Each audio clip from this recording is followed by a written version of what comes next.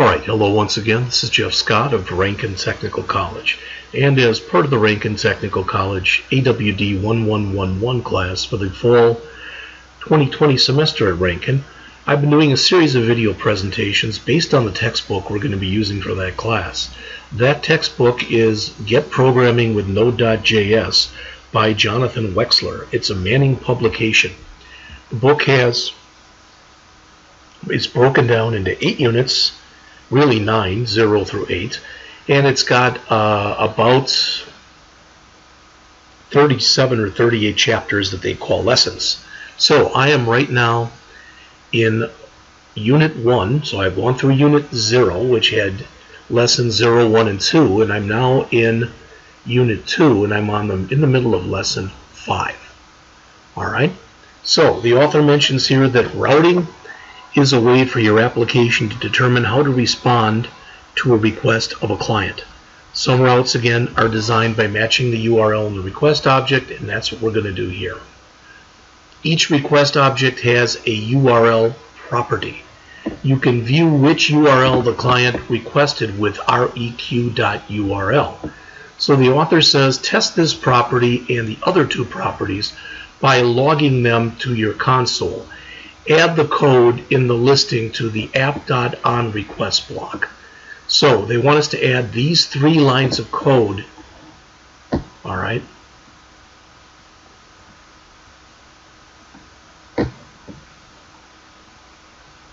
So I'm going to come into here, and cut this down and see if I can actually add those 3 lines of code in there. So they want those 3 lines of code added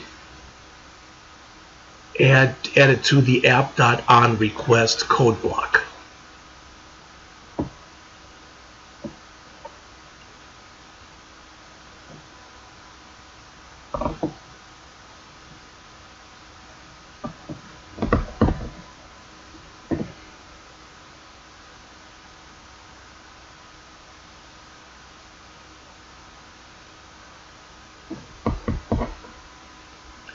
Server console. I don't know what's going on here. This still looks like the old copy, as far as I can tell. So let's double check.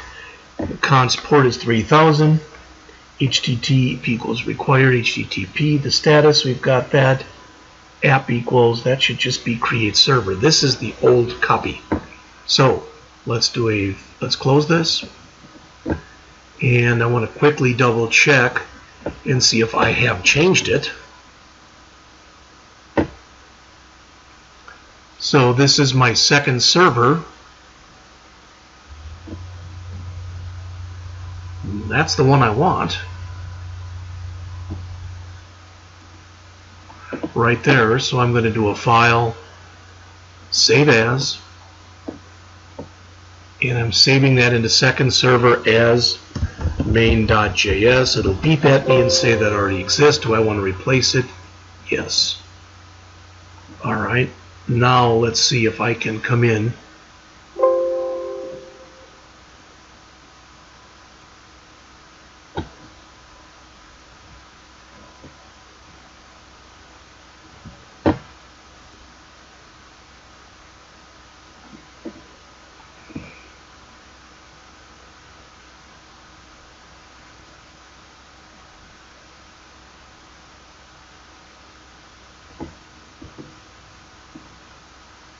I don't want to open a folder.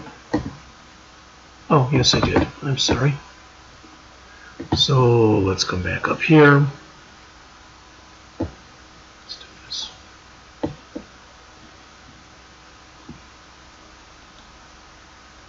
Open with code.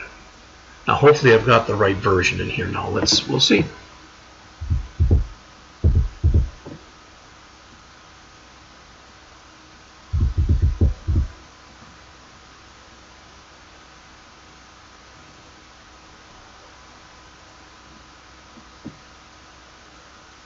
Okay. Why is it still giving me this old version? Don't understand. Well, let's do this.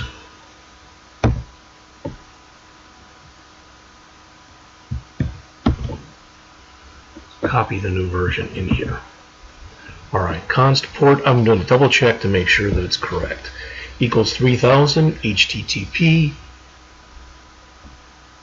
equals require HTTP, status is the require, app HTTP, and that looks correct.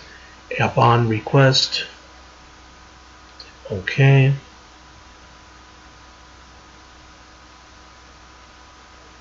Alright, now the next thing again we were told to do in here, oh that's fine, is to come in and add these three lines, console.log, req method, req URL, and req headers. So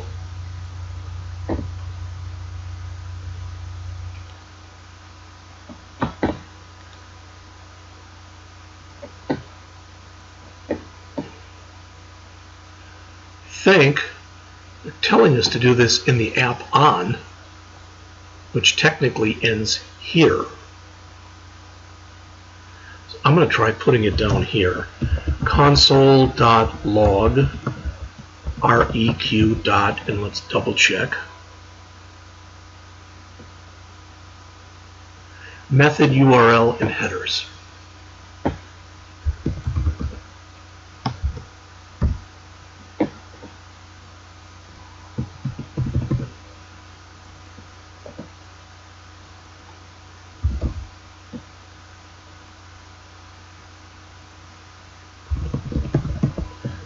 Hopefully I did that correct, put it in the right spot, etc., where it's not going to have a problem with this, but I guess we'll see.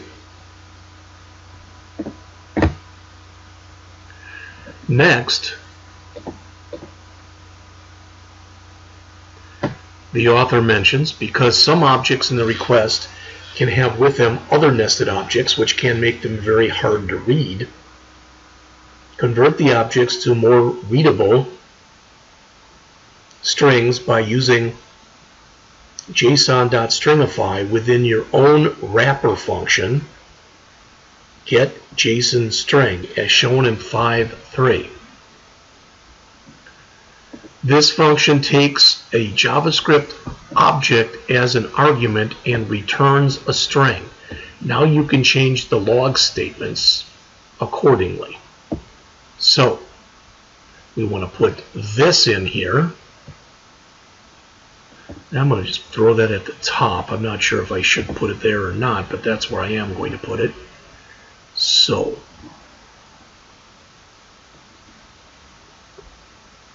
come here and come here.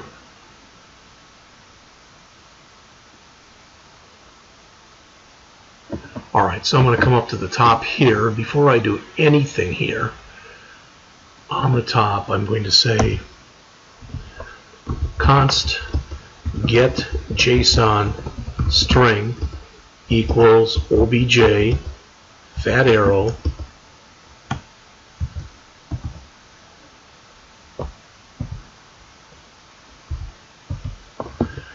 return JSON dot stringify obj null 2.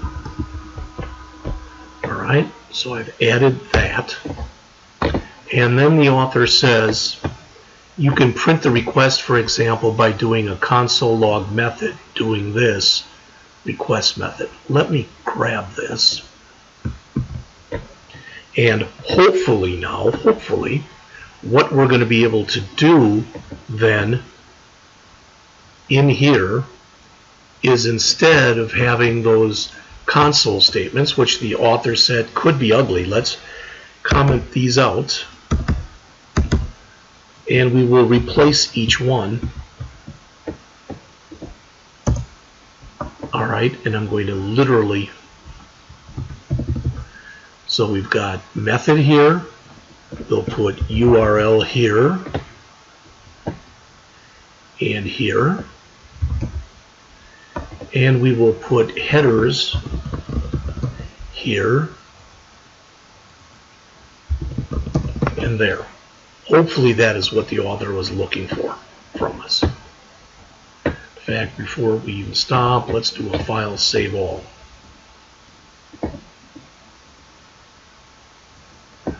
Okay, all right.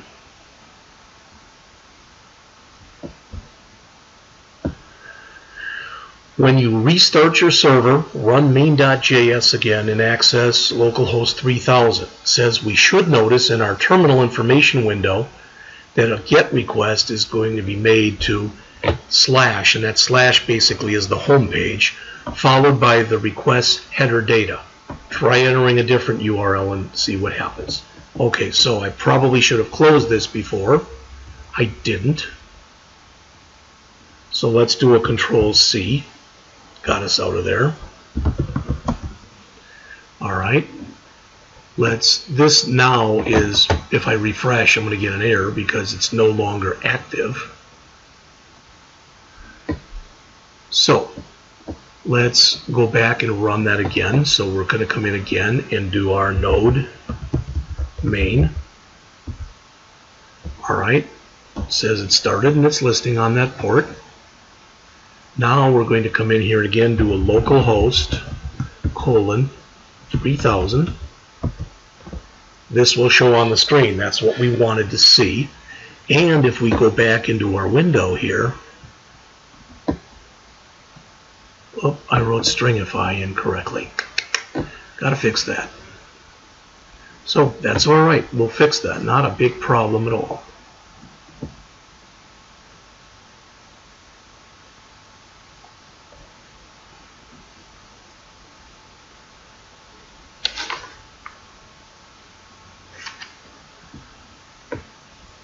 Stringify.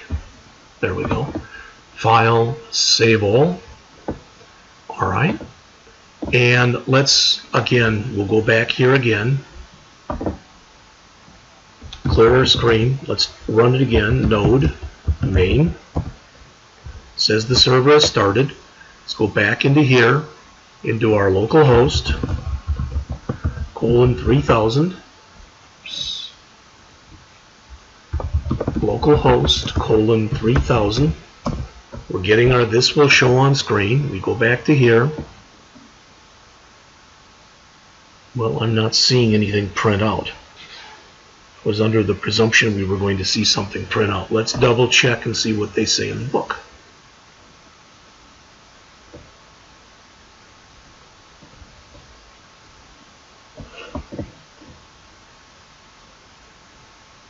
It says you'll notice in your terminal window indicating that a GET was made. No, we didn't.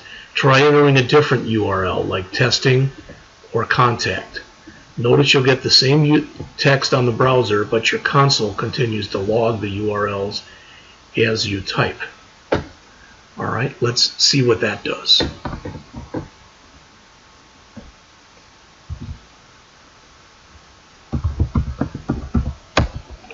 Got the same message. We're not getting anything here, so evidently it does not like what I keyed in. So either what I keyed in was incorrect, or I had it in the wrong order, or something else. I am going to go on because I'm not sure exactly what I did wrong, and I'm getting very little help from the textbook here. All right, get JSON. Let's double check that. Const get JSON string equals obj return JSON dot stringify obj null2. That all looks correct, and the author had said that now we could get that back using this. So this get JSON string, that is being called correctly.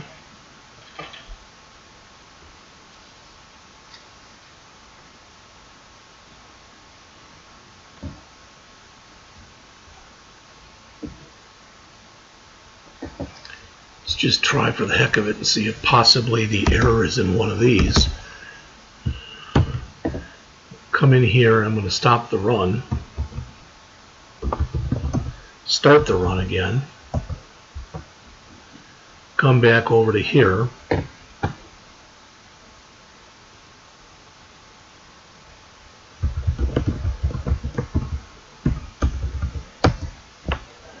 shows on the screen, but I'm not getting anything here.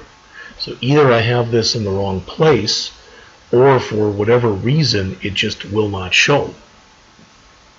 Now I'm looking at 5.4, and we're going to make some changes. So let's see, once we do that, if we actually do get our stuff in here to show. It's not showing right now. I'm not exactly sure why. Alright, but I'm already getting up here. There's already almost 16 minutes, so I want to go a little further in here. Alright, the types of requests that we're largely dealing with here are GET requests. So when you think of CRUD, create, read, update, and delete, a GET is like a read. It's almost synonymous with a select statement in a database. You are getting information, you are not changing information.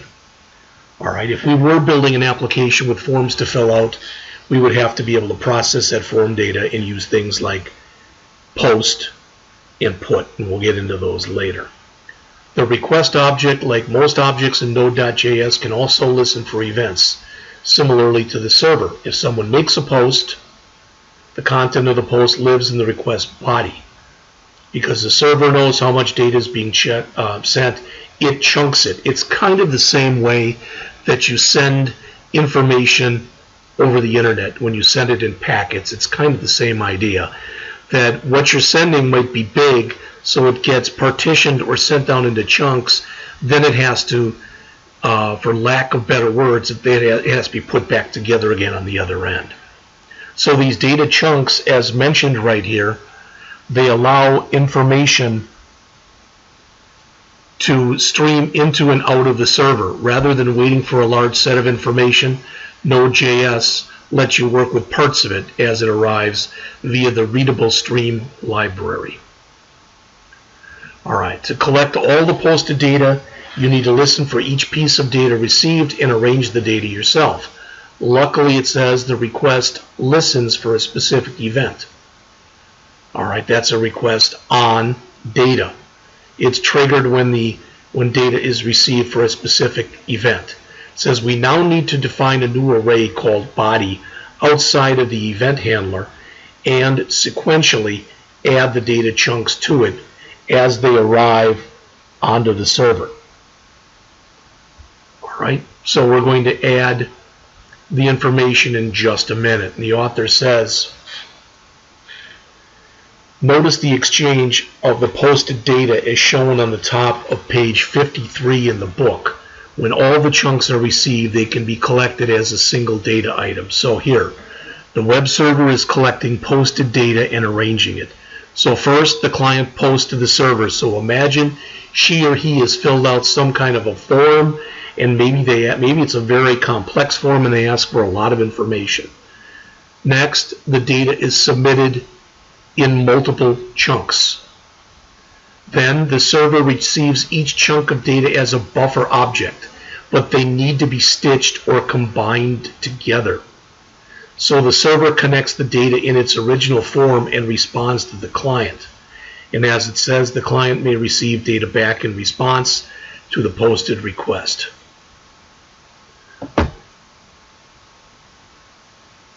Within this app on request, it says add the new request event handlers that are shown on the bottom of page 53 and the top of page 54. So we're going to do that right now. I'm going to stop, come back, and I'll pick it up right here in just a couple minutes.